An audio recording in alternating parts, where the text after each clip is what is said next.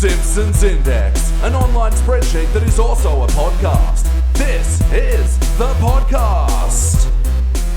Well, he does smoke a mean brisket. We are live. Welcome to episode 21 of the Simpsons Index. I'm your host, Elliot J. O'Neill, and joining me this week in the dank is... You know my name. It's Agnes. It means lamb. Lamb of God. And... Oh, hey, man. Good to see you. As always, there's no funny thing to follow on Agnes's witty quotes. Lamb of God. Damn. The classic trio is back together of BT, Danny, and EJ. Sup? And we're doing things a little bit different tonight. We're recording the episodes in reverse order, so doing the newer ones first. Just trying it out, seeing if it works. Let's see what happens. Anyway, and we just watched season 28, episode 7, the episode that just aired this Sunday, actually, called Havana Wild Weekend. Guys, what did you think? It was as beige as khaki shorts. How poetic. Yeah. It was another exciting adventure deep into the heart of any foreign climate. Just, insert Cuba, strip out Japan, insert Africa, strip out Italy. The Simpsons are going to... Blank. Monster of the Week. Yep. That's it. And it's always surprising when they do a new country because it's like, oh, they hadn't gone there yet. But yeah, I guess because of the embargo, they were restricted from going to Cuba or something. Can't even animate Cuba, until the embargo was lifted. So. Yeah. So yeah, that is the basic premise. The Simpsons go to Cuba. But how do they get there, Elliot J. O'Neill?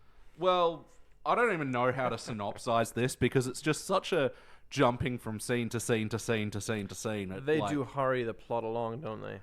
Yeah. There were like about 3 episodes in this one episode.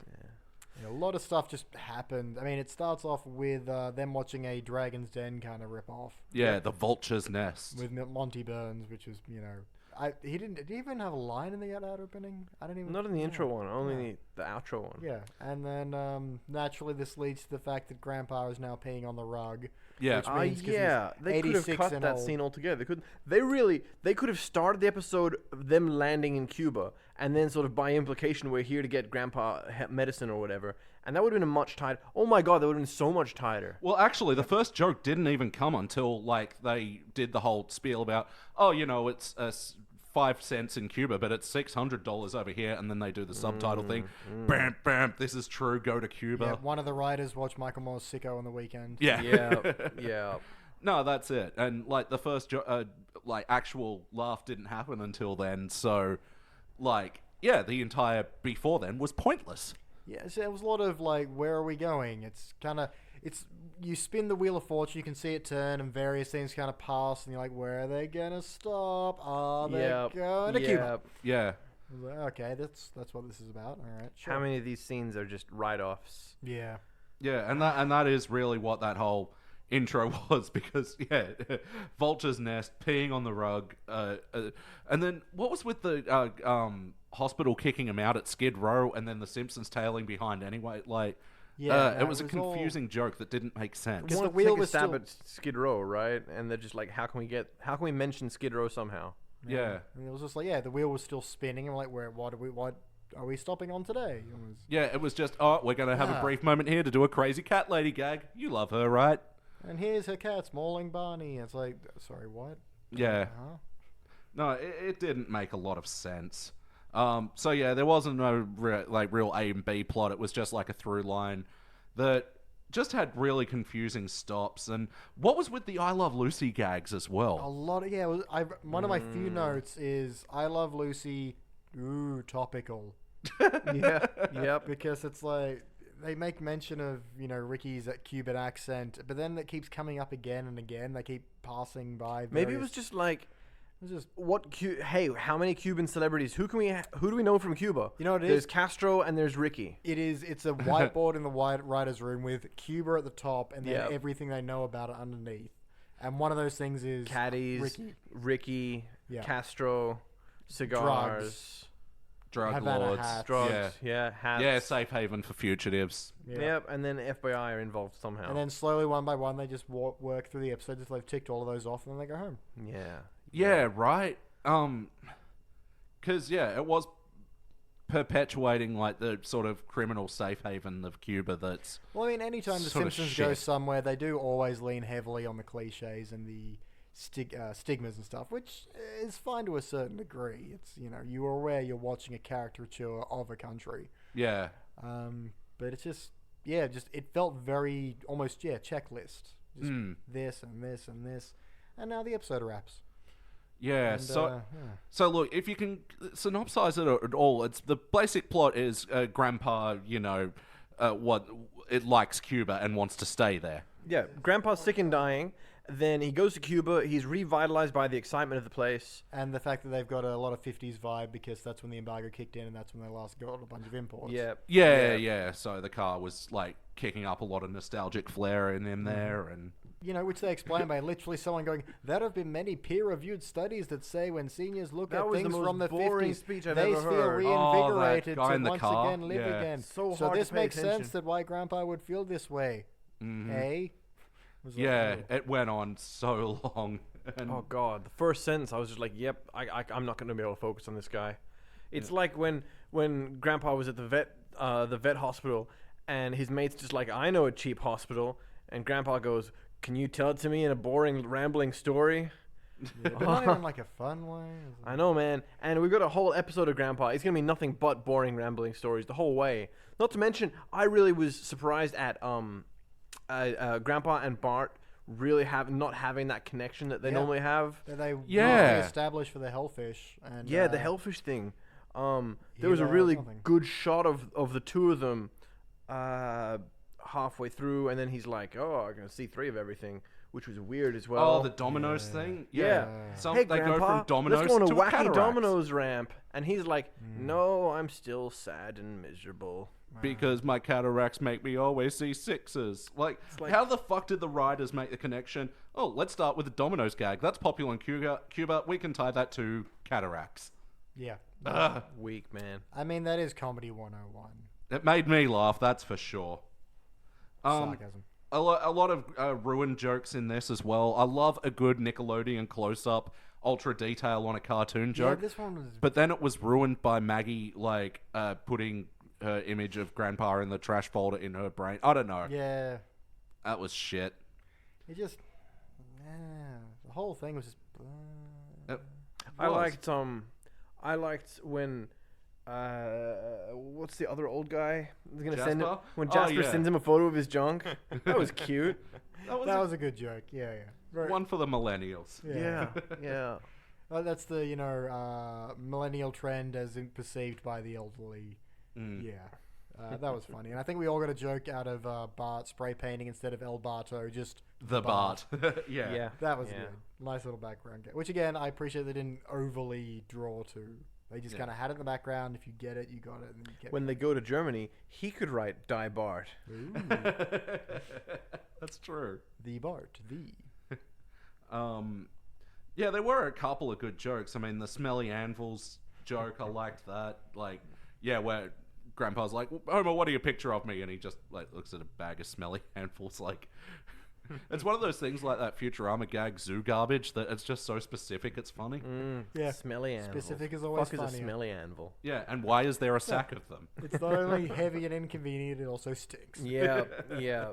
There's Grandpa. Yeah.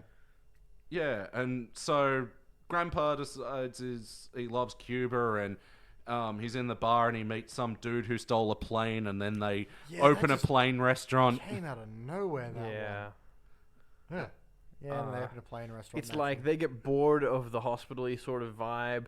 They're on this clear sort of path of he gets revitalized by Cuba, and they're like, well, you know what? This is kind of boring after all. Maybe we should fuck it. We'll do something else. So let's do a bar thing. How about that? Yeah, they open a bar in Cuba. Yep, and then it becomes a big FBI takeover of a plane thing. Well, what's weird is there's a scene. So the Simpsons family, other than Grandpa, go back, and he's like, "I'm staying in Cuba," And then, like, one of the next scenes is Homer goes to the government and says, I can't find my dad. It's like, you left him and you know exactly you just walked where away he from is. him. Yeah. He literally said, I'm staying in Cuba. He didn't say to open a bar, but he's like, well, you left him in Cuba. Maybe he's still in Cuba. It's like a very you don't have to walk. He chose to walk away, right? Yeah. Homer's like, I'm going to walk away. Oh, where did Dad go? Yeah, it was just wonder. Then like, you were with him like a scene ago. It's fine. You can probably just. Not to mention that Abe's friend just like gets written out of the storyline seconds after introduced. I mean, they meet at the bar, they drink on the plane, and then seconds later, he has no more lines, and then they're all gassed, and you never hear of him again. He's gone. Nope. Yeah, there was no, like, arresting scene of him and, like, the aftermath of everything. It's just lazy writing, you know? And, you know, also with the gag of when, like, the plane tires suddenly pop out and there's like, look, problem solved, it all evened out. And then they just fly away in the plane. Like, if they were opening a bar restaurant, why did they even refill the tires? Why a lot of things. Look, it's really, like, snarky and petty sort of to get up, but these are genuine, like... Well, no, it's the thing, if you're having fun, you overlook problems like that, but we were just so... that we didn't, like, you start thinking, well, that had 2 flat tires. Yeah. You know, it's always the fun that will carry you past those Her Cuban accent came and went. Yeah. She's like, I mean, it's fine to drop your accent and be like, I'm actually a CIA spy. But then the next sentence was, I mean, Cuban again. And then the next sentence was, actually, I'm a spy again. Changed my mind. That's a bit strange. Bit hard when you're a double agent, have to maintain 2 accents constantly. I suppose so. Yeah. Maybe she's like a schizophrenic double agent. Oh, patent pending. You want to write that story? Amazing. He's like split personality, and each one's working for a different government. Wow. They don't know the other one exists. Yeah. Oh man, imagine the interrogation scene. Oh my god. Tell us, but I don't know. Tell us. I'll never tell you. I thought you said you didn't know. I don't. What? Also, they really didn't like Ticketmaster. Was it Ticketek or Ticketmaster? Ticketmaster. Oh man, it was like. Usually they're a bit gentle with actual brand names of people, but they're just like, yo, fuck you, Ticketmaster. You guys are bitches. Yeah, you're worse than drug lords, is pretty much what that joke was saying. Yeah. I think we all agree with that. Well, yeah, I mean... as a consumer, sure. But, you know, as a major conglomerate network, it feels like a strong stance to take. Gotta shit on someone, I suppose. You do. You gotta shit on someone. And at this point, the Simpsons have to punch up because that's how comedy works. Ooh. And who do they punch up to? They're so big now. They have to find the mega corporations. Fox. Yeah, Fox Network. Disney, Ticketmaster, just the whole Murdoch the president empire. Elect. Yep. Dull. And by the way, the chalkboard at the top of the episode was "Being right sucks," no doubt in reference to I feel like I saw you laugh at that the second it was on. Like, you'd already read about the joke and you were ready to laugh. You laughed as it turned off. Yeah. I was amazed. It hit my Twitter feed on, like, the second the episode aired. So, yeah, I had seen it. I didn't know it was coming up, but when it did, I was very proud to go, I get it. Topical. So, yeah, in reference to their calling that the... I don't even want to talk about it. It makes me so sad. It was so specific as well. They said 2016 Trump, didn't they? They didn't just say Trump for president. No, that's what the memes keep saying with the picture of Trump and everything. But no, it was just from Trump the episode Bart to the Future. Then President Lisa Simpson goes, "Oh, we have to fix up the damage, the national debt caused by President Trump." Yeah. So, but I don't think it ever specifies a year because it wouldn't. Because why would they?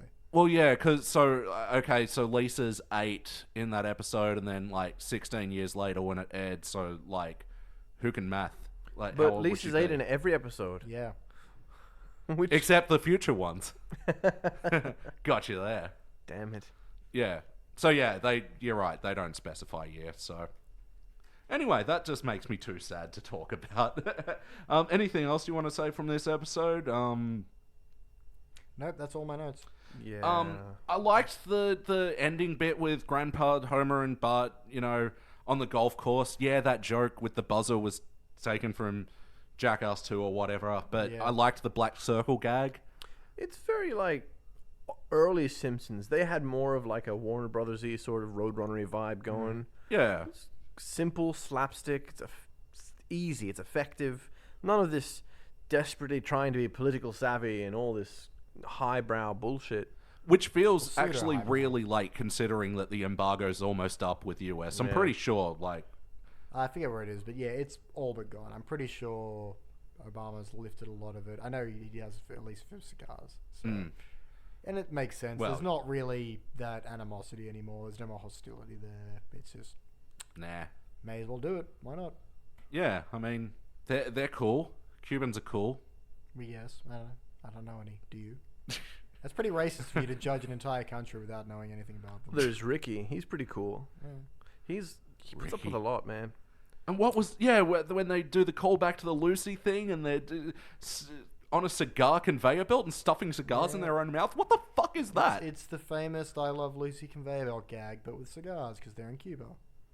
Is that it? What's the conveyor belt gag? YouTube it. You'll have moments of laughter. Well, yeah. You love conveyor belt humor, I know that. I do, but I'm freaked out by the fact that the studio audiences for old shows are mostly dead now. Yeah, but most of the actors too, man. Is Lucy? Most of the music you listen to, people are dead. You know, Leonard Cohen died the other day. Yeah, I know. Yeah. This 2016 claims another. That bastard 2016. Have you guys seen the John Oliver burn the fucking thing down yet video? No. Oh, it's so good. It's just a big fuck you to 2016 for being such a dick. It's been pretty unforgiving. Oh, yeah. All right, but one good thing, it started this little podcast right here. Oh, wow. Out of all the terrible bullshit. From the ashes comes something so spectacular. This roaring phoenix. Oh, God. The Simpsons podcast everyone was asking for. Time for the questionnaire. So this is all our first time watching this episode. I didn't actually read ahead and do my research. I thought, an episode aired the other day. This would be fun to do. So, Play count 0. Guys, would you revisit this one? No, not on purpose. Neither. Huh. I'd only revisit it if I was already asleep on the couch and it came on. You could do like a medley of every shit episode. I mean, that's saying it negatively. You could do like a medley of every episode they go to a different country, you know? Yeah. Japan episode, Italy, Africa, Mozambique, I don't know, Russia, Alaska. You name it. They've gone on identical wacky episodes. Do you notice that every time the first third of the show could always just be cut? It's totally unrelated, especially with these damn hospital adventure Simpsons trips. are going to, Yeah. It's But really sometimes bugs it me. works a little better. Like there are ones where it does. You know, think about Goes to Australia. It starts with the whole phone calling thing. Yep. Goes to Japan starts with the whole money saving, thing that they're doing. There are ones where it works better. There's a theme that ties through into the next section. Sure. Yeah. Like there's a reason for them to be there, and it gets weaker Grandpa and weaker was as we go. sick. Some sort of sickness that made him pee on the carpet. Yep. But it's practically the same as when we did the Irish episode a few weeks ago when they went to Ireland. Yeah. Grandpa something. Dying soon, something bucket list island. Yeah. And I don't know, maybe I wasn't paying enough attention. I didn't catch the motivation specifically for Cuba. Well, we already went Hospitals through were cheap. Hospitals. $2,000, duh. $6. I've really got to start paying attention. Yeah, we literally did this like 20 minutes ago. So, yeah, wackiness. Not a super wacky premise for getting there, but the whack that they had when they were there. The golf scene, that was pretty wacky. Yeah. Running around with air horns and painting a circle on the grass like fucking Wile E. Coyote. Mm-hmm. That's as wacky as it gets. That's pretty funny, though. Yeah, it is. Yeah, the buzzer joke wasn't that original, but I do like the black circle gag. Wondering if it could work in real life. Oh, yeah, definitely. Especially if you're playing a flag in it as well. Yeah, there wasn't a terrible amount of, goofy humor, but it was just not great. Yeah.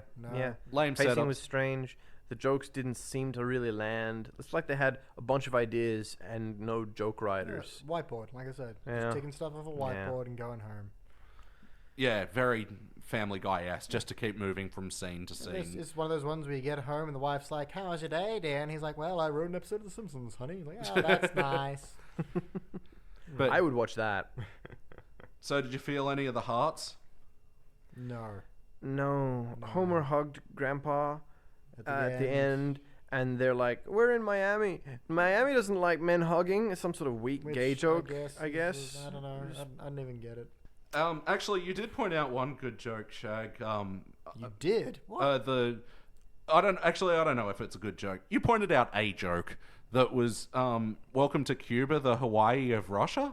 Yeah. Bit strange. I did kind of like that one, actually. I can giggle. Did it feel like an episode of The Simpsons? Not really. No, actually, no. So now it does. Well, Come like on, man. integrity-wise, I guess it's like it's not that no one wasn't acting like themselves. It's just guess they weren't being entertaining. Maggie or was a being bit heartfelt. weird. Maggie was Maggie was a bit weird. just Burnsy- huffing oxygen. Yeah, Burnsy like going on a game show. That doesn't really seem in character for him particularly. No, they could have done without the whole vulture den bit. Yeah. could have done without a lot of it. Although Milhouse's dad going on it and sucking is perfect. True. That's And blatantly stealing the idea from his child. Yeah, that's not too bad. And I did just like the whole, everyone's heard of TV dinner, but what about toilet breakfast? And I liked it, but they just went on way too long and then had Lenny pop out of the toilet for no reason. Yeah. It was dumb. There's Lenny. Yep. There was a bunch of that actually. Quickly, there was a bunch of scenes where, for no reason at all, something would go on like 10 frames longer than it needs to. Like Homer clapping at something for like 20 seconds. You could have gotten away with one clap. I would have gotten the joke and moved on. Yep. Mm-hmm. There's nothing as beautifully succinct as Boom. Oh, the That's slow how clap. we should clap at concerts from now on. Just the single clap. yeah, as a whole audience, all is one. I mean, Wow. Why? If you said it once, why say it again? Yeah, it's powerful. Yeah. It's a message. It sends a message. But yeah, look, that was the same theme all the way through the show, and that's the pacing, I guess. Adding in, spending time on things they didn't need to spend time on, and then, well, I guess that doesn't leave time to be funny. No, it doesn't. And Lucky them, because they were weren't just funny. And they were just moving like from unrelated scene to unrelated scene. So like you weren't even weighed down with any like story or plot or whatever. It was a mess. Here's some stuff that happened at the end. Yep. Well, I guess it's time to rank this thing. Kick it off, Beach. Kick it off a cliff, Beach. Yeah, fail. Failing. I was just so bored. Like, nothing's offensive about it, and I wasn't yelling at the screen in anger about it. I can possibly be talked out of this one, but it's just... I was just so bored the whole time. And a couple of little jokes, just like There wasn't any real laugh or real punch or real story or heart or anything for me to... So, yeah, I mean, I might reverse it once everyone else is... Maybe if anyone defends it a bit harder, but no, I'm going to fail. Well, that's why we have the reconsideration round. How about you, Danny boy? What is your initial instinct? I like listening to Beach say, "Oh, I'm going to fail it," but come on, guys, talk me off the ledge. It's Come a on, high talk me down. fail is what Hold me I'm back, gonna- boys. Hold me back. It's a high fail is what I'm getting at. It's like, even fail. I'm just going to call it a fail. Fuck it. Fair enough. There you go, man. Yeah. I feel like I've seen worse episodes. This was bland, tasteless, tacky, and probably very offensive if I was Cuban or Hispanic or something. But there were episodes I was really not upset by, but I really found unpleasant to endure, and I'm fairly certain we'll see worse again in the future. Oh, we will. I'm sure. That's it. Participant, your turn. Yeah, it's an easy participant for me. I didn't hate it, and it was. You kicked it off, Beige. You said it just couldn't be more beige. Maybe that's what I should recolor the participant in. It's usually purple on the index, and maybe I should color it beige. And here's your khaki medal, yeah. Yeah, it didn't make me want to spit on it, but I certainly don't want to keep the torrented file, so participant. Anyway, so we're moving on to the next episode from season 19. It's episode 13. Oh, which episode is that, Elliot? It is called The Debarted. Oh, the Debarted Sweet. parody, right. Oh, is that what it is? Lot of Dropkick Murphys. Hoity-hoy. All right, and we will be back.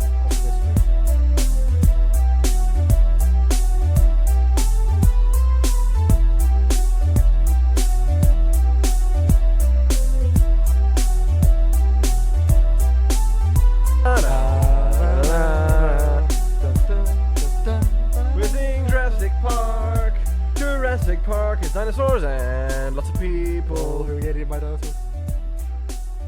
Good morning. Yeah. I believe they're recording my whimsy. Oh, well. Whimsy recording complete. We are back, and we just watched season 19, episode 13, The Debarted. Original air date around March 2008. Guys, what'd you think? I enjoyed it. Yeah. Pleasant. You know what? Doing this in reverse order is really good. Watching bad things and then just getting better and better. Great idea. Great idea. And we know we got Lemon of Troy coming up next as well. Man. So So good. Yes. looking forward to that one. That sounds like a tasty dessert.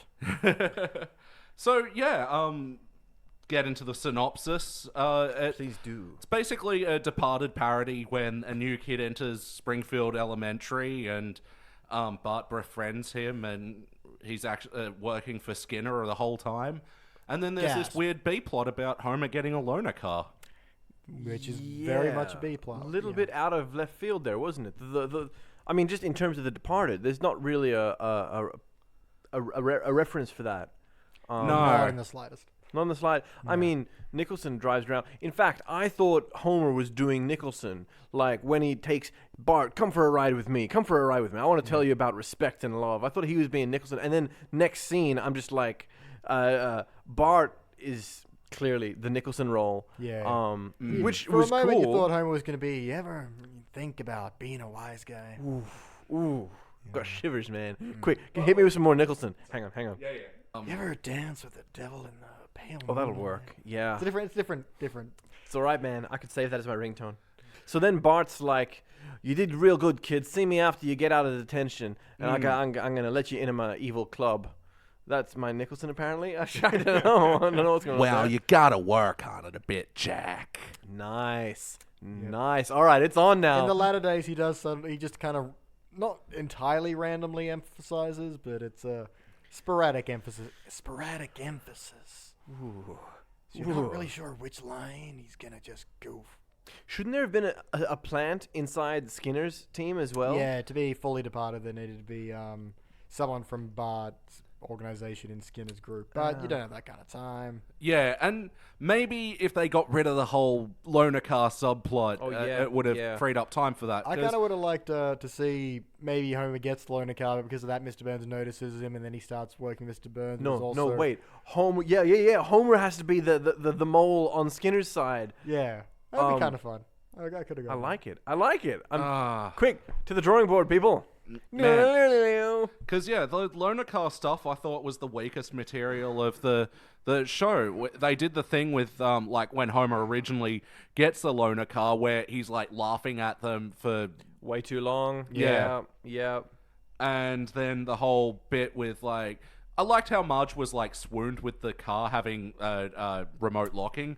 But then they did the gag where they're in the car and all of a sudden candles are popping out of the sides of the car, and then there's an autopilot. So fancy.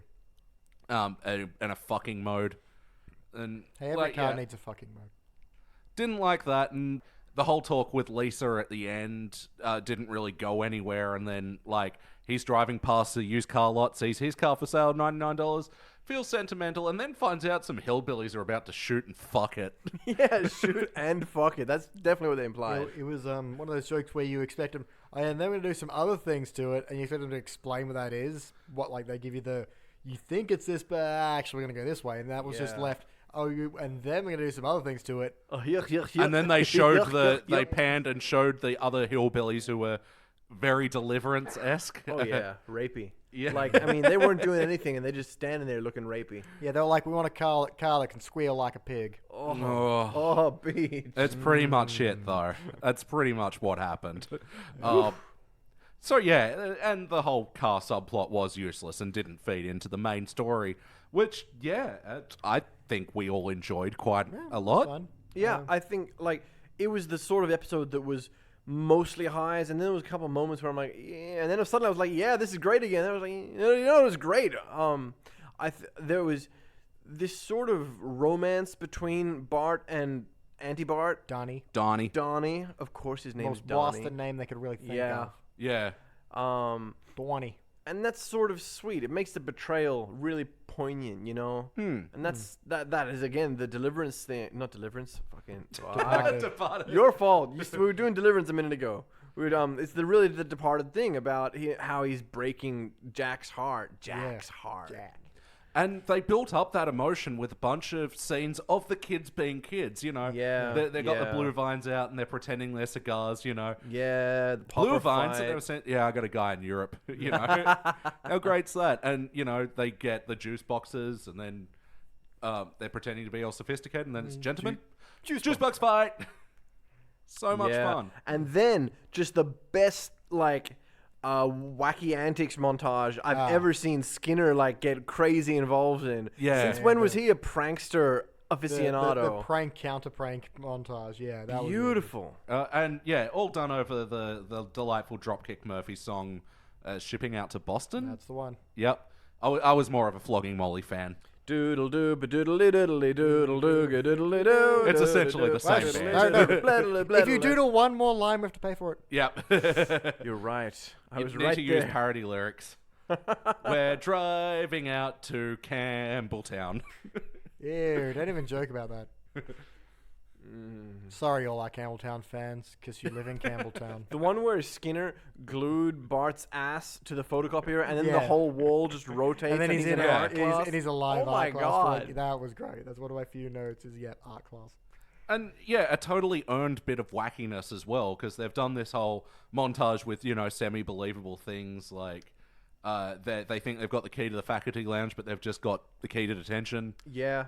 And the thing with the carrots. Fuck, what was the thing with the carrots? And that was after the spitball on the back of the neck. And it was a note that said, watch out for Bandcamp candy. So in the next scene, he opens the box that says Bandcamp candy, and it's only carrots. Rats, foiled again. Yeah. How's he doing it? And of course, Willie's, intercepting a Bart. And, there's a snitch on the inside, and he's like, "Oh yeah, a kid respected me. I'm going to write this in my journal." And then he gets a fucking hot iron. No, he's tattoo gun. It's a tattoo gun. It You is a have tattoo several gun? tattoos. How do you not know what a tattoo gun looks like? They're on my feet, and I'm looking away because it's like, oh, it hurts. You're making mistakes. Yeah, speaking of which, Simpsons listeners, while I was over in the USA recently, I got a tattoo that says "You're making mistakes." From which episode? Season 8, episode something, Brother from Another Series. Hooray. Huzzah. How good was the catch-up gag? Shameless plug. That's what it felt like. For my foot? Yeah, foot plug. Elliot's foot. Get yours today. The catch-up and relish joke? Yeah. That was great. Man, the relish joke was just phenomenal. It was it was downplayed enough that if you're not paying attention, You would have just skipped it just right goes off. straight past. Yeah. And that's what I like more about the sense of humor of The Simpsons is not just keep drawing out the single joke premise. Yeah, at its high, it's very restrained and underplayed. Yeah. Do you do it with relish? That was it. Yeah. Oh, no, it's... I'm a martyr to cause, really. Oh, it was beautiful.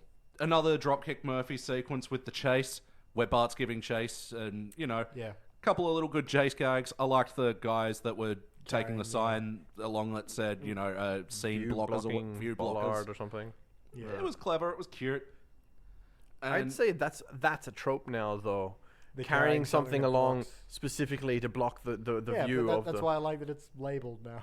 Yeah. They could have just been easily carrying a blackboard, but no, it's something that's specifically designed to block people's view. Yeah, because this is after the movie where, arguably the best gag in the movie is when you see Bart's dick. That really needs context. Huh? I know exactly what you mean, but the way you phrase that, it's just, how about Bart's cock?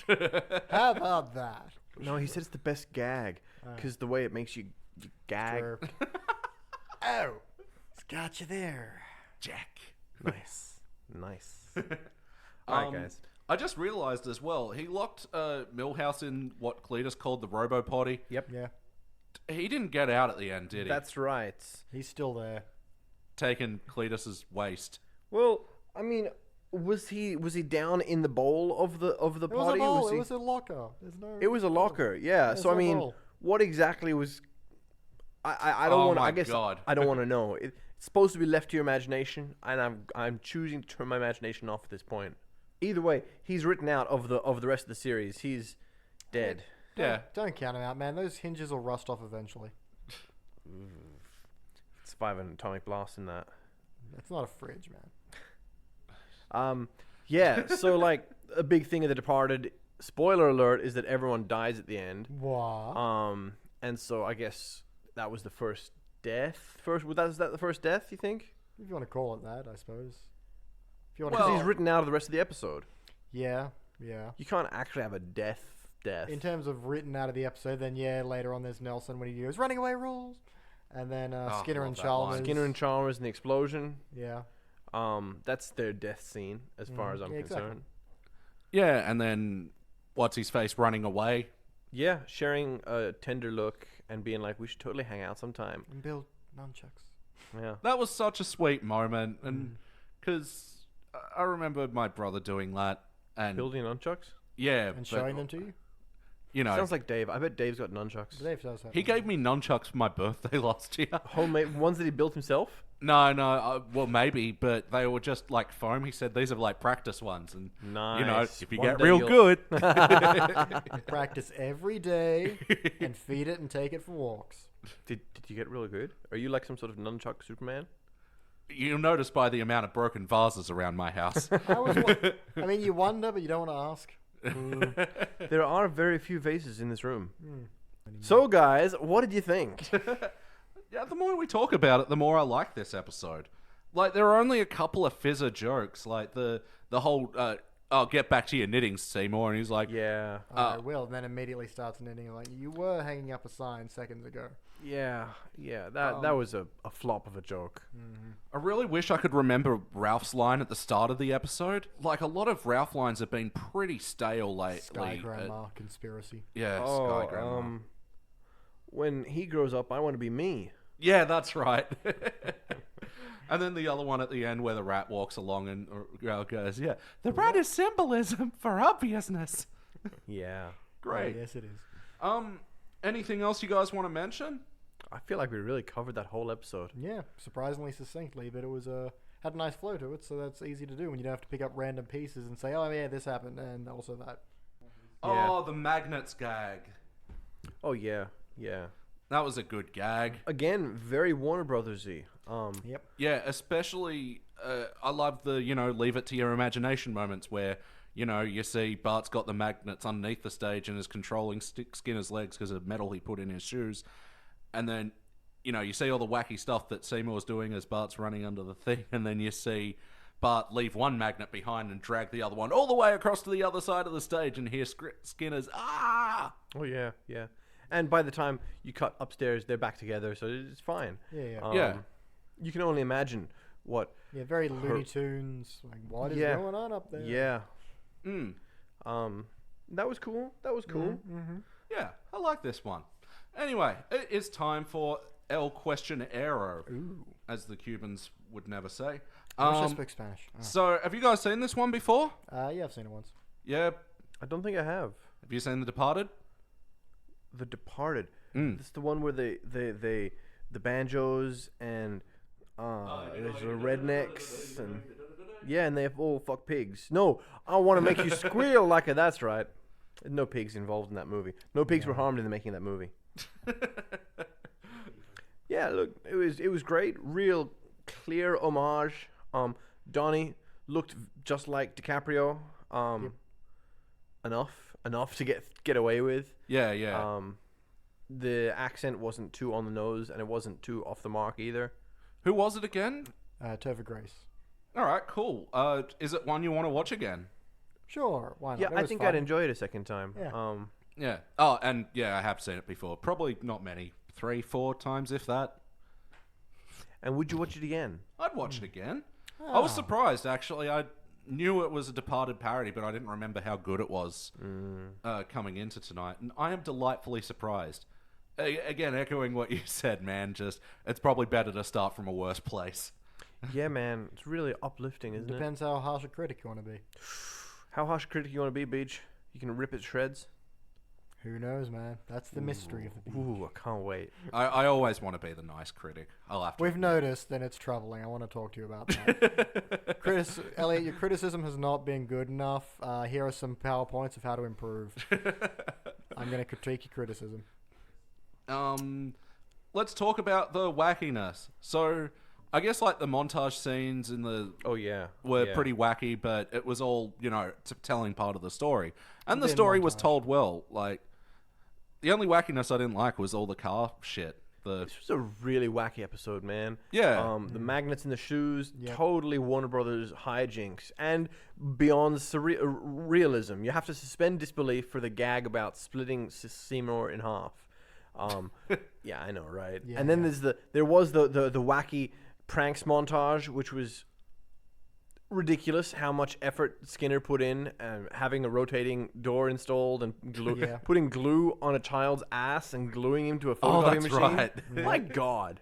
And of course, then they just happen to have an entire a big pallet. They had a pallet of Mentos and a pallet of Diet Coke lined up just for their sting operation. Ready to go, in this abandoned shed, which we won't look in. Yeah. And then they do blow up. Like, I don't think that would actually happen. I'm not going to get into it too much, but that felt wacky. Also, Groundskeeper Willie just pulling out a tat gun for his journal, a child thanked me today. That's going on the journal. Yeah, like Willie's weirdness jokes sort of are very like Ralph quotes, are very hit and miss in the later seasons. He really spirals, doesn't he? From being a human being to being a complete caricature of a man. He's a crazy poor foreigner, is what he's become, instead of being someone they had for the good jokes, because it was more of a transitional thing. He was a shill for Skinner because Skinner gave him a primary school diploma with Willie scrawled on it in crayon. Looked like Willie wrote that in himself. Really did. Also, no last name there. Does Willie have a last name? Groundskeeper William... Yeah. That is the last name, Willie. It's like Kermit the Frog. His middle name's from North Kilttown. Yeah. I don't know. Maybe they reveal that in the My Fair Laddie, the musical about Groundskeeper Willie becoming a gentleman. Mm-hmm. You seen that one, Shag? I've got to look forward to the review. It's fucking terrible. So let's talk about the heart. I felt the heart when... we were saying before, there was that thread of friendship through pranking and nunchucks. And what is more heartfelt than watching a pranky childhood friendship blossom? Nunchucks. That's what's more heartfelt. Ah, yeah. Oh, man, I was so moved by that shot of Donnie at the orphanage just boxing the beehive. Oh my God, what a hardcore. That is a good cut, yeah. Yeah, I gotta say that bit actually, the whole, I came from the orphanage, that felt like, I didn't like that bit, but... to symbolize he's coming from life on the streets. Yeah. A hard life. It was fine, it's sort of, that's what it needed to be, it's just, it wasn't particularly strong with Skinners and Charmer judging the kids too tall, too pretty, too Siamese. Haha, because there's two. Man, we didn't have a boxing bag. We just had bees. Instead of toys, we had bees. Instead of underpants, we had bees. Oh, that brings me to his bag of crickets that has crickets written on it. It was cute. He pointed it out. Yeah. I'm just going to use this bag with crickets written on it. But the whole line was it worked well. It's like, now we've got the key to the teacher's lounge. I'm going to go into the teacher's lounge and get the coffee pot and put in this crickets from this bag that says crickets written on it. Yeah. Just overly explaining the already obvious. Sometimes that works, and I think that works pretty well. Yeah, it was just the flow of the sentence of it all. I just like bags with a thing written on it. Yeah. Although realistically, if you got your lunch bag and a bag full of crickets, you want to have it written. You want to switch, but it's still the dream to just carry home a big dollar bag with a dollar sign on it. Yeah. I mean, we all want that. Or you could have anything written on it. You could have human skulls written on your bag. You could have crickets written on your bag. You could have cricket skulls. Yeah. Bags with things written on it, man. That's comedic gold. I'm down for more bags. Things written on it. Now what to get you for Christmas. Feel good now. A pen and some bags. Let your imagination run wild. Did this feel like an episode of The Simpsons? Yes. Yes, it did. It felt like an episode where the Simpsons do another thing. Yeah. Like Simpsons do Cape Fear. Simpsons do. Yeah. I do remember the Simpsons do 24 is a pretty good one from memory, at least. Yeah. I don't know. It's been a long time. I hate 24, so everyone does, but that doesn't mean it can't be a good parody. Like Weird Al, man. Half of the songs I'd never listened to, but the Weird Al version, I'm just like, damn, this is some fine musical theater. I'm so handy. Everyone says so. Never even heard the original song. Actually, yeah. What I was. My hourly late's so low. I'm so handy. You should call this pro. I gotta stop. And we're back. BT Azalea over here. Who's Azalea? Huh? Who's Azalea? Iggy Azalea. Who's that? She does. Oh, Beach. Oh, Beach. Surely it was implied by the... She does that pop music song, What's on the Radio. Of course, I've heard of Iggy. Me and Iggy were like this. We go way back. We're like nodding. Oh, snap. Right. Simpsons. Integrity. So, but I mean, everyone was acting like themselves, and predictably, even Homer with the stupid car bit was being Homer-esque about it, taking advantage of a good Episodes deal about Homer and his car are a big thing. It's always Homer and that purple car. Except this one when it was about the car the loaner car. Well, you know, theoretically, it was supposed to be an episode about giving away the thing you love and realizing you love it. Yeah, as a tieback, I guess. Yeah, well, there's that sort of the cheap thrill of the newer, younger, prettier car.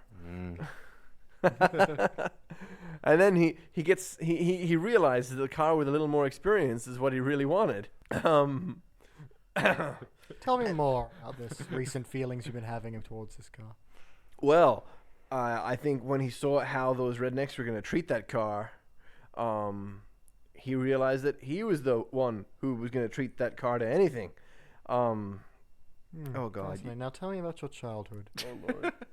Can we just also backtrack? Like, remember how the car had to be repaired?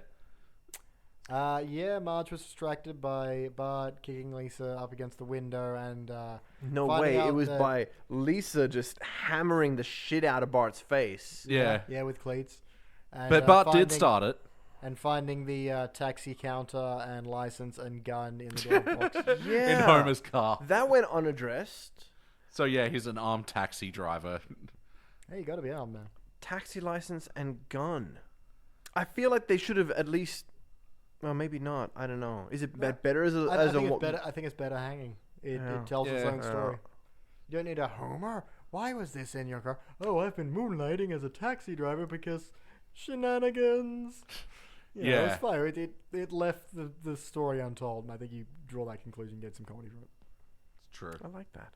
Jack. Any final quotes? Homer, have you been moonlighting as a taxi driver again? But Marge, I need the money for this wacky thing I did. And now we're just writing episodes. No, is the answer. No more quotable moments. Yeah, I think we went through it all. Well, pretty solidly. let's rank this thing, Jack. Oh. Beautiful. That was beautiful. Kick it off, Danny. I would say it is probably a gold standard episode. I thought it was really funny. It stayed high pretty much the whole episode except for Skinner's knitting, which really just tore it down.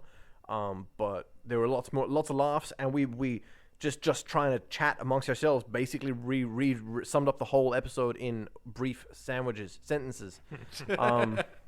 You should have had dinner, man. There are magical episodes out there that I think are more special than this one, but this is definitely top of its peak of its genre, of its style. So I call this gold, which is almost super gold. Wow. Yeah. Okay. Beach, what about you, man? I'm like a Brilver. Yeah. Brilver. I was gonna bronze, and I'm trying to think if maybe I'm being a little too harsh there. But no, I'm gonna go with my gut here. I'm gonna say bronze. Nope, sticking with it. Cool, man. Sticking with bronze. It's just where my heart is. Just because there maybe wasn't quite enough momentum, but a better B plot would have tied this all together much better. A few better jokes. They had such good material to work with. The occasional stumbling moments feel like much more of a stumble. to just stop what they did have. And just like, it's a little bit more cringeworthy when it's in amongst things that are working well. And I enjoyed it and I had fun and I'd watch it again. So maybe I'm being a little harsh on a bronze, but that's where I'll leave it until I change my mind. Well, you got the same bronze at the moment? That's what I'm saying at the moment. At the moment. All right. Well, we'll get back until the reconsideration round. But yeah, I'm giving it a silver. I'm thinking about full other... spectrum. Pardon? Full spectrum. Yeah. All the colors of the bow, man. Yeah. Of the metal bow. Metallic rainbow, baby. Oh my god. Shotgun Band-Aid. Damn it. Beat me to it. Yes. Yeah, I'm giving it a silver. I actually was originally thinking bronze, but in our talks about it, I talked myself up to a silver with the good points. The loaner car story does completely drag it down, but in all honesty, it's about 4 scenes total. I think it's an episode with a lot more in favor of it than it has against it, right? Yeah, absolutely. I think So, so, like, I always like to start at a place of gold, and, if it's super fun, happy slide, I've got to go up to cubic zirconia. All right. But I start low, man, and it has to work its way up, that's probably why I'm the These nice medals must judge. be earned. Yeah. You start from failure. Yeah. Sorry, the loaner car storyline brought it down, but everything else brought it back up. And I thought about a lot of episodes from around this time that I've given bronze before, and like it is better than all of them. Like That's the problem. I can't think of another one I've bronze to compare it to and feel if it does better or worse against it.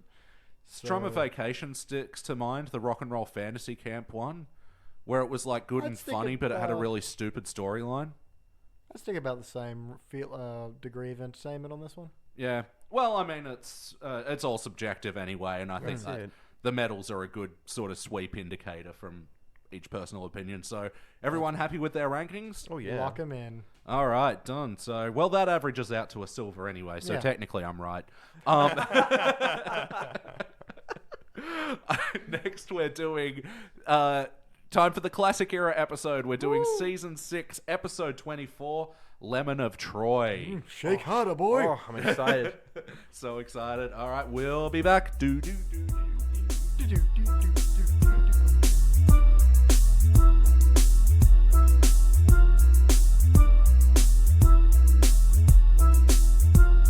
So, guys, you do it. You can do it if you want. It's okay. No, you go for it. And we're back. We just watched the last episode of the evening, which is a classic era episode, which was season 6, episode 24, The Lemon of Troy. First released back in May of 95, so probably around 96 for us Australian people who get things a year later. Whatever. Let's get to, guys, what you thought. What you thought, you? What do you think? Yeah, what'd you think it? I think it good. Real be good. Man, it was so good. Better than a cool glass of turnip juice. Oh, on a hot winter's day. It was some sweet nostalgia. I think every single line in that, first off, every single line was a joke, but every single line is like a quotable moment that I've used so much in my whole life. Yeah, and some things, like, it was just down to the delivery of the line and the tempo of things that are saying, like, there's a doings a transpiring. Like, we remember Shake how... harder, boy. Remember how each of the rhythms of those quotes goes so well. And that's the real big difference between this episode and the first one we watched, season 28. I mean, some of the jokes were still funny, but the timing, the delivery, the passion wasn't there. The passion wasn't there. Guts to have passion. So yeah, just story-wise, this can summed up it's very simply. I can't do it. It's so simple, Elliot can't do it. I think this is the first major one we get introduced to Shelbyville, the rival town next door to Springfield. Yeah, they do the parallel universe version of a town with all the same characters. And they have the real kind of oldie Americana of small towns where they all gather around the one tree sort of thing. And there's the big town rivalry. And in that rivalry, the lemon tree of Springfield is stolen. Gas! Stolen. And, like, they do make a thing out of this lemon tree, which had never been hinted at in any episode prior. And they built it up so you were emotional for the tree. Oh, sure. Yeah. And I think Bart sums it up nicely with, it's a part of our town. As kids, the backbone of our economy. Yeah. Oh, yeah. That little montage of them running over to the tree, like, where they're skipping across the lake and they're running down the cliff as a silhouette. Yeah. And it's very, like, Wonder Years-y, 50s-y, 60s-y Americana. Very sweet little thing. Well, it's good. Like, they really earned that moment, and Bart earned his feelings on it because, like, they start out, and like you were saying before, the episode with Cuba, it should have just started with them in Cuba. Yeah. This one starts with Bart, vandalizing his town. Marge comes in and instills some town pride into him. And then he turns around. Like, you ride that journey with him to find out where his sense of pride in this He really turns tree. around, doesn't he? He does. Becomes the hero of his town, if not anything else. It's beautiful, man. Mm-hmm. Yeah. The other thing that I liked is everything is so purposeful in this episode. I don't think that's a word. Purposeful, yeah. Speaking of words that aren't words, what was that word? Squozen, and yes, it is a Squozen. word. Come on. No. Yeah? No. Welcome to Googling on The Simpsons. Squeezed. It's squeezed, right? When We've squeezed our last drop. We've squozen. When Milhouse says we've squozen our whole supply. Squozen, the state of a fruit after it has been squeezed. Oh, come A on. thoroughly squozen lemon. It hits the ear wrong. I know, but that's a good word. That's why it's there. Amazing. Well, the more you know. And here we are, only like 20 years after this episode's release. I'm still learning new things. Do you like some freshly squozen juice? Oh, it hurts the ear. Stop it. Technically, the remains of the fruit have been squozen, and the fruit has been squeezed. You know what? If we wanted to start a juice company, there's our name, because no one would ever think to name it. Fresh Squozen. Welcome to the Fresh Squozen Juice Company. Squat kind of day, but few screws having square. Kaiser Squozen. I've got a parody in the works. That's a Squozen. Oof. The squeezable suspects. Yeah, man. And it comes in a K-pack of 6. K-packs of 6. Oof, fuck off. I would like to apologise for not being as funny as usual tonight. We're much soberer than usual. We're all a little too sick to drink. Yeah. We should have gotten high on cough medicine first. My apologies. Well, I got high, but, Anyway, there was purpose behind so many of the things in this episode because they dropped the little hint of Frink and the flying motorcycle at the start, and it was a funny gag then. Bring it back later. It's just that little bit extra. It's it's all the things that are just in the dialogue as well that aren't even really, not even technically jokes. They're just bits that happen as they go. Like Marge goes, "Whatever happened to town pride in this town?" And Lisa goes, "Oh, it's been downhill since the lake caught fire." Yeah. You don't need to stop. And, and Marge goes, "Homer, would you help me make a big deal out of this?" And Homer goes, "Oh, what? No one got mad at Hungry Bogart for defacing that sidewalk in Hollywood." Perfect dumb Homer line that didn't draw attention to itself for too long and was just funny and stupid and isolated, and they move on quickly. I really like it's little things all the way through. This is just jam packed with little things you can appreciate. It's so dense. There's a scene where Marge is just vacuuming under Homer's feet, and he lifts his feet up with every move of the vacuum, and it's such a nothing of just like filling up the space in your scenery, and it's funny and it's cute. And meanwhile there's plot happening all around it, and the whole episode's like that. I think if we go back and watch this again back to back, we'd still be picking up more things. Which is nice. It is nice. It's a nice change of pace to have a well-paced thing. This is country juice lemonade. It's never seen lemon in its life. It's concentrate. Yeah. So good. Hark to the tale of Nelson. Yep. And like when he throws his hands up and he's like, "Save me, burly protector!" Spring forth, burly protector, and save me. I loved Martin getting that confidence, like from being paired up with Nelson and Team Discovery Channel.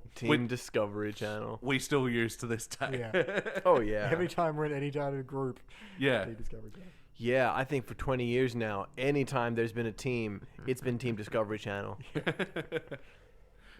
It's the best name. And yeah, the confidence that Martin gets, hey, no one messes with the bosom chum of Nelson Muntz. Bosom chum. Just the false bravado, so good. And yeah, I just wanted to say about the purposeful plot lines as well, where they're in school and they're learning about Roman numerals, and Krabappel makes the funny line on its own: "You'll never know when certain motion pictures are copyrighted if you don't learn your Roman numerals." And, no, come back. Oh, I tried. And then they bring it back as a major plot point. Definitely at the end, and it's great. It makes the episode that much better. Oh man, did Nelson just busts into the middle of a class and he's like, "Hey, everyone, come check this out!" And the whole class just leaves. Yeah. Wow. Stops for a drink at the Bubblers. Tell us what's going on. Hey, I said there's no time to explain, and I'm sticking by that. So yeah, before all that as well was building up the love of the lemon tree, where Bart's finally on board with the whole town pride thing, and then he's telling Milhouse how town pride he is around the tree. And then the Shelby villains come along.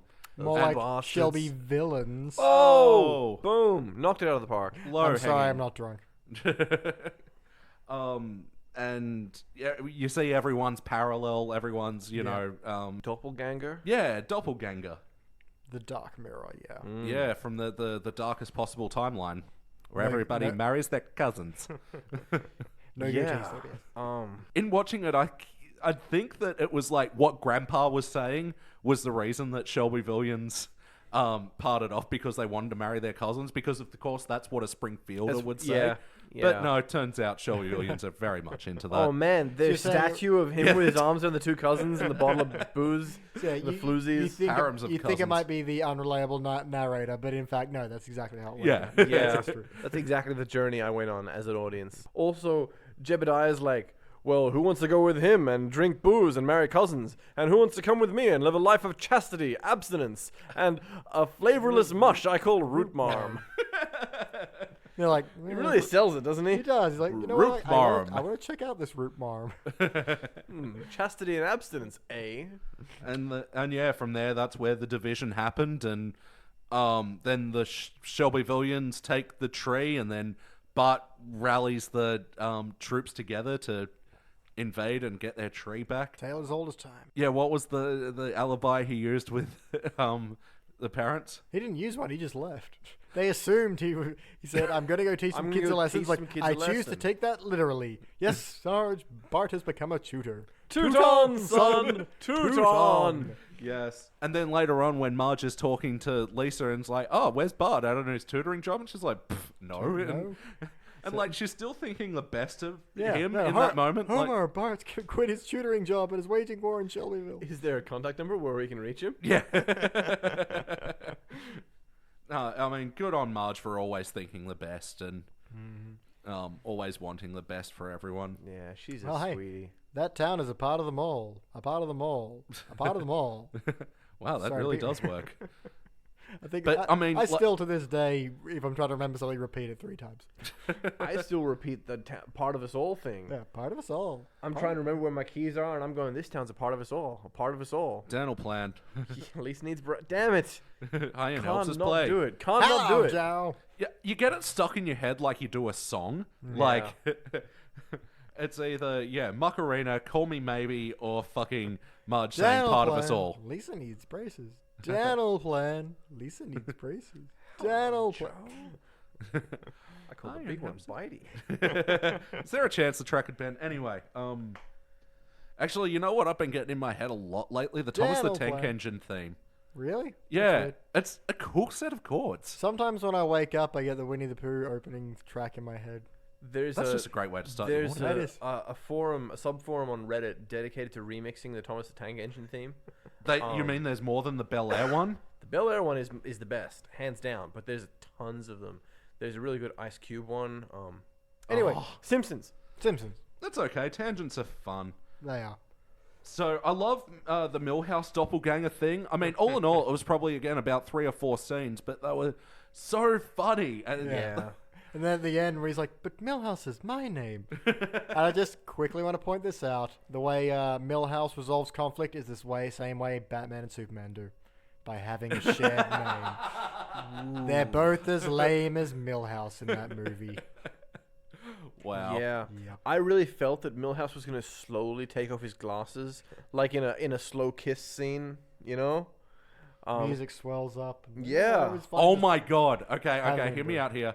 Luann was born in Shelbyville. Ooh. I'm not saying that's her kid. I'm not saying that's her kid. No way. I'm saying if she was born in Shelbyville, it's reasonable to think that she had siblings that might still be there, and that's their kid. And Milhouse and other Milhouse are cousins. Maybe if they touched, they'd fuse into one. Giant house. Or simply unmake reality itself. Yeah, they engage in guerrilla combat. They make up their teams, and let's not forget your little speech. Oh, yeah. That was an example of, like, Homer dragging out a line. I didn't actually like the line itself. There was the time you made him wear a bathing suit instead of underwear. That didn't feel like an anything joke to me. But then to bring it back around with, it wasn't really a speech. If anything, it was that time made him wear a bathing suit instead of underwear. And let's not forget about your speech. Yeah, it's all about the starting and ending, and the middle's very incidental to it. While we're going past... We're just passing the gorilla section, I think. Yeah, roughly. Can I just point out that the animation on Martin flouncing around Nelson was just phenomenal. Again, call back to Warner Brothers thing. That reminded me of that old, big dog, little dog. Definitely. Yeah. And Nelson hucking at his ear half-heartedly. And just before he pays the kid, I never hang out with him usually. Beautiful times. Yep. And then there's Bart being like, anti-Bart, Trav being like, man, I wish there was a Springfielder here. If there was, I'd fill his mouth with stink bugs. And of course, Bart goes, no, not my mouth, is what that kid would say. There's another one where I get the rhythm of it constantly in my head. Curse those handsome devils. Yeah. I mean, it's forgivable because it's part of what the momentum of the scene's there. But my God, no, not in my mouth. Yeah. I really like where he's like, the stranger who walks among you is Bart Simpson. Bart Simpson? From Springfield? Yeah, of course, because by this point, The Simpsons is a big worldwide phenomenon, and everyone's heard of them. Yeah. To have a bunch of people who reasonably are like, who? That's really good. When before that, when he goes, wow, his wig makes him look like one of the Beatles. Like they know it's a disguise. Yeah. That is a great Shelby Justice Tom kind of moment. And the interrogation. Why haven't we seen you at school? Don't go to school. Okay, what's 2 + 2? 5. Story ticks up. Yeah. Yeah, I still love the line, this whole thing's been as worthless as that useless yellow lemon-shaped rock over there. There's a lemon behind that rock. The tree. But sorry, we're jumping all over the place. And also the spray can jetpacks. We beat them at football nearly half the time. Nearly half the time. Yeah, okay, the spray can jetpack thing, where Bart thinks that's how he's going to make his daring escape, perfect. Just as perfect as, when Milhouse picks out his camo gear and, has the fantasy of him being able to, just hide. Around, That was beautiful. It's like, I love that kids being kids and thinking like kids. Yeah, there's a real thing. childhood fantasy to it, isn't there? It's like something he'd order out of the back of a comic book, for 30 cents. Real camo, like the Marines we use. Yeah. Actually, I just want to just the sound effects where the dog is chasing Bart and slams its head through the RV, and just that tinny sound it makes when its jaws are still moving. I loved all the RV gags as well, like Homer takes a shower, they pull over suddenly, and he's like, no, I'm upside down. Yeah. Quick, pile in, no time to wipe your feet. And then, the car won't start, and then they find out it's because Homer is making 5, I counted them, 5 rotisserie chickens in the kitchen. What's he supposed to do, make 4? Don't worry, I've got an RV. Flanders's. Actually, Homer wasn't in this episode much, but when he was, his moments were pretty consistently good. Oh, yeah. And then he tries to climb the fence twice. Yeah. Stupider like a fox. Yeah. How many times have we said that in our lives? Oh, man. Is it dumb like a fox? Yeah, no, it's stupider. You must be stupid as a mule. And he goes, stupider like a fox. Genius. Actually, 2 things I didn't know what they were saying. When Bart goes, is what that kid would say. To the buffs. Buffs. To the buffs. Buffs. What's buffs? Buffs is like cliff face I'm taking completely from context. The bluffs? Bluff is a word for like a cliff edge. Oh, sorry. I meant bluff. My apologies. I'm not drunk. I don't know what I'm saying. Oh, another quotable thing that I always say: "I'd kick your butt" at Nintendo. Yep. Perfect Millhouse line. Yeah, and just the way kids shine each other on as well. Yeah. Yeah. We can't waste these valuable lemons. And they start hawking we them. can't spare a single one. Yeah, loved all the parallels, like when they were doing the skateboarding montage and they go through, the Speedy Mart and Joe's and here's one. So that was Groundskeeper like Willie parallel. Yep. So like Groundskeeper Willie in Springfield, does that mean this one because it was a woman was like Groundskeeper Vagina? That's weak, man. Come on. No. You'd need to have some. Let's take it again. Groundskeeper Virginia. That's better. That works. Sorry, checkmate over there. All right. What about Groundskeeper Labia? No, look, Willie is like English school kid slang. So it's got to be something British and it's got to be slang. Groundskeeper Cunt? No. That's British. You wouldn't like hear you would be a like Muff school kid or say that. something. Yeah. You wouldn't be going Right. cunt. Groundskeeper Vulva. No, that's school kids still do anatomy. not call it a vulva. For God's sakes. Think back when you were a kid. It'd be more like Groundskeeper Hoo-Ha or something. Yeah. Like Muff or Fanny or something like that. Oh, Groundskeeper Fanny, that's it. There we go. See? It was there. Although, man, Virginia, points there. Yeah. Very funny. Yeah, you won both rounds. Thank you. Well done. Any other quotable moments before we move on to the questionnaire? Because it was haunted. Now let's all celebrate with a cool glass of turnip juice. I do like, hey everyone, an old man is talking. Gather round. I don't even think he says gather And around. then when just they're do. like, "Do you know this? The tree goes back to frontier times," and they're like, "Wow!" in amazement, and he goes, "Shut up!" Like, relish that moment, Grandpa. It doesn't happen again often. Yeah, I was just so damn impressed with this episode. So, Elliot, have you seen this episode before? We're not up to that yet. Oh, we're not? Oh, Damn. wow. Yeah. This is why you can't hijack your Oh, thing. actually, we are. Yeah, I think we are. Welcome to the questionnaire. What's the first question? So, Elliot, have you seen this episode before? Yes, many times. I'd say it'd be in the 50s or 60s. How about you, Danny? Oh my god, I just can't escape this episode. I close my eyes at night and I see it in searing color. I walk down, I sit down for dinner and everyone's faces are Simpsons faces just quoting lines at me. Yeah, the wallpaper in my house was made from this episode. So, wow, you've seen it pretty consistently. Have you revisited it much at all? Or? Every time I'm in my house. Every time I close my eyes. Any jokes that might have flown over your head that... Squozen. Yeah, Squozen.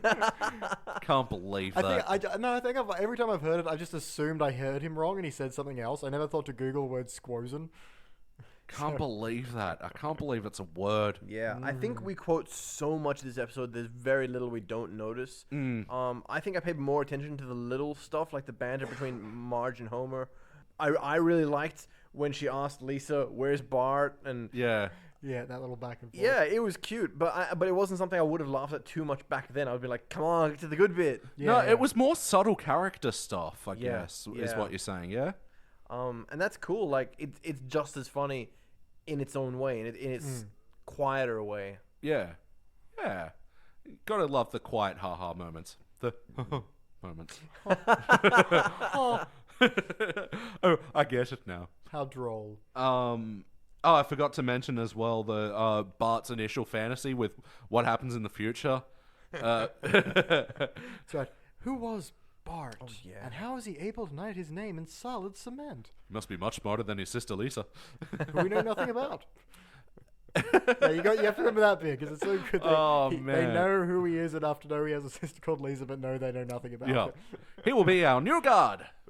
So good. Just again, perfect child flight of fantasy. Yeah. Yeah.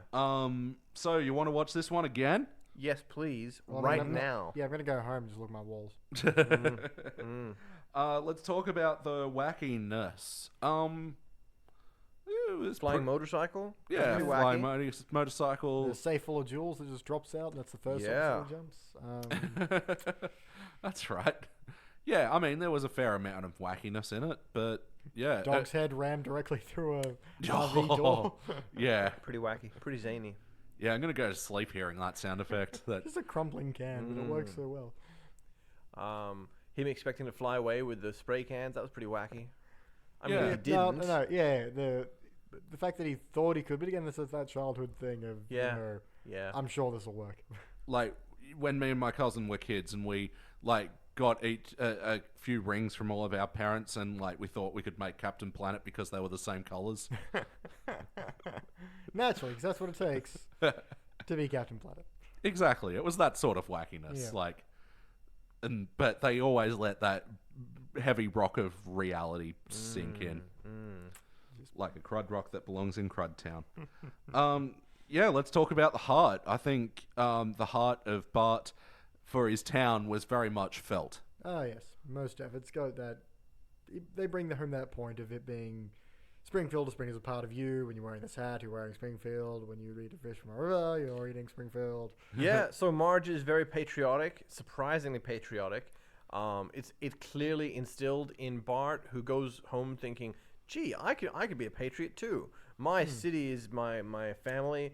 There's him inspiring the rest of his friends. Good friends, lots of lemons. Yeah, then there's Homer's protective outrage. That was, Oh, that montage building up his pride with Nelson and the fish. Nothing gets Trout like the German light infantry. Yeah. I'm going to hook him at cars. I also like how quickly Homer has turned from righteous speech about when he catches the kids to the second he hears lemon tree.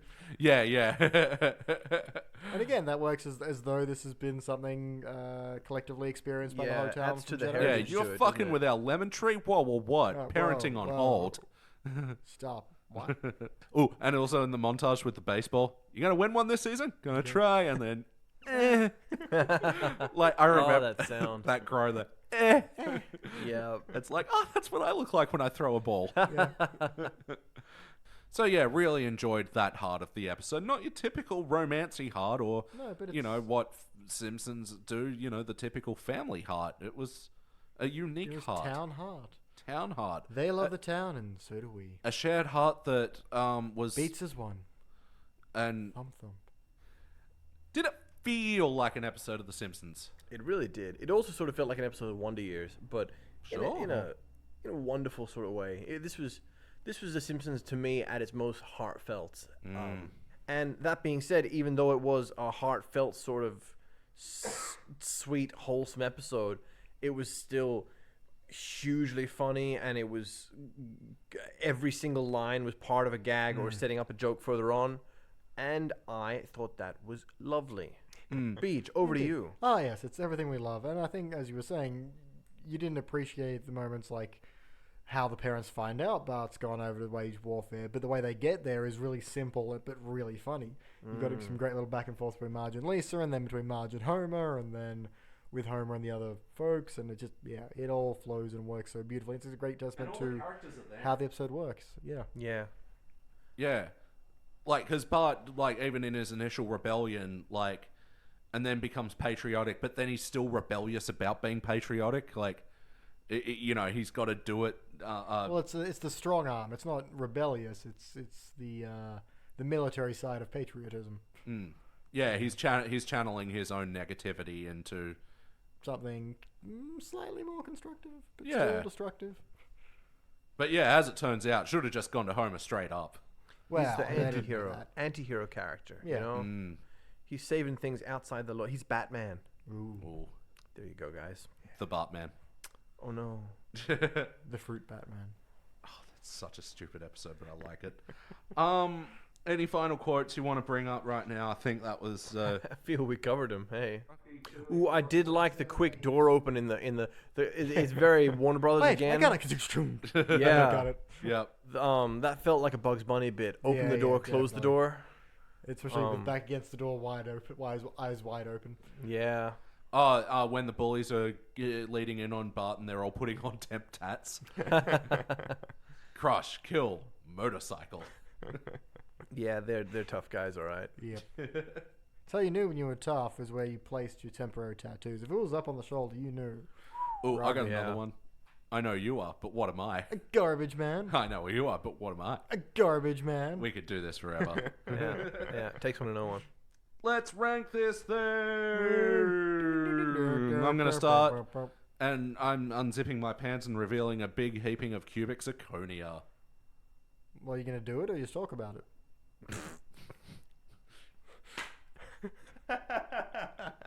Yes. Your thunderous applause means so much. What do you rank it, BT? Yep, QZ for sure. Mm-hmm. You can't imagine Simpsons without it. And again, No. in Simpsons speak, this is where a lot of the dialogue comes from. So, Yeah, I agree. Definitely the top ranking that we can give this. This is part of our language. This episode is part of who we are. It's a part of us all. A part of us all. A part of us all. Yes. Yes. Oh, that felt truly good. it is, though. Wow, that does work. But yeah, the plot, the story, the callbacks, the how it exists in its own little universe where the tree was not spoken of before and never spoken of again, and how it is just this one story that's in its own thing yet is completely integral to the whole Simpsons experience. Man, what a gem. What a gem. What a good way to end it. It's much better ending with the nice things, isn't it? Oh, it's so nice. It's so nice. We're not angry and yelling at the TV. Nah. It's left me on a good note. Now I gotta go and see if my car's gotten a fine. Oh, shit. Yeah. Parking in Newtown, man. Yeah. So, guys, what did you... No, we did that. We did that part. We're done, man. All That's right. it. Wow. Anyway, thank you guys. And thank you, listeners, for listening. This is an absolute pleasure. Hit up at Simpsons Index if you got suggestions for episodes. But until next time, I'm Elliot J. O'Neill. I'm whoever I said I was at the beginning of this. Agnes, Lamb of God. No, only candy goes in that bowl. $90. But I thought I was the only one. Hey, I know all too well. So this is what it feels like when doves cry. Dun, dun, dun, dun, dun, dun, dun. Thank you for checking out the Simpsons Index podcast. Don't forget to go to www.thesimpsonsindex.com for the spreadsheet and information about upcoming episodes.